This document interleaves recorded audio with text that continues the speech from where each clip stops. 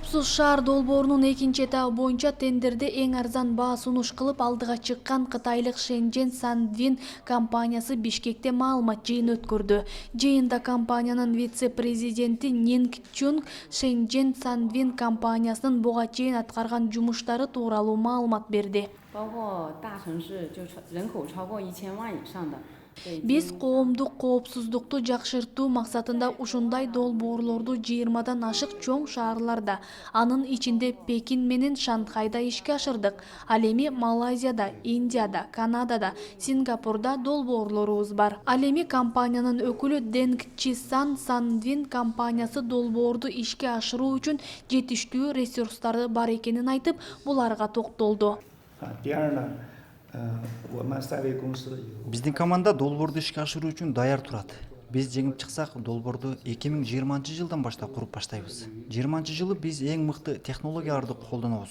Мен ишенимдүү айта алам. Биз мыкты технологияларды колдонсок, бул долбоор Пекиндеги жана Шанхайдагы долбоорлордон мыкты болот. Ал эми компаниянын юристи Татьяна Каражинскаянын айтымында Кытай компаниясынын 2 эсе арзан бааны сунуштаганы тендерди жеңип чыгууга артыкчылык берет.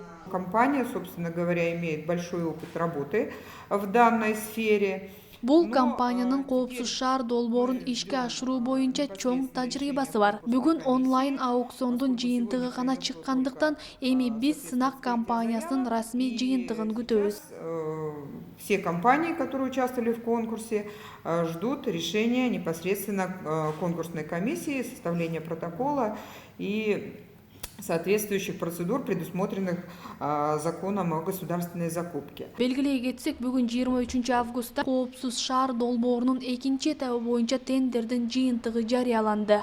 Онлайн аукциондун жыйынтыгы боюнча Кытайлык Shenzhen Sandvin компаниясы 2 миллиард 654 миллион сом, Vega концерндик компаниясы 4 миллиард 802 миллион сом сунуштаган.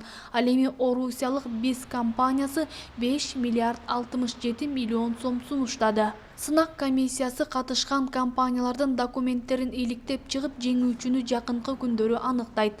Аукциондун шарты боюнча долбоорду ишке ашырууга эң төмөнкү сумманы сунуштаган компания жеңүүчү деп табылат.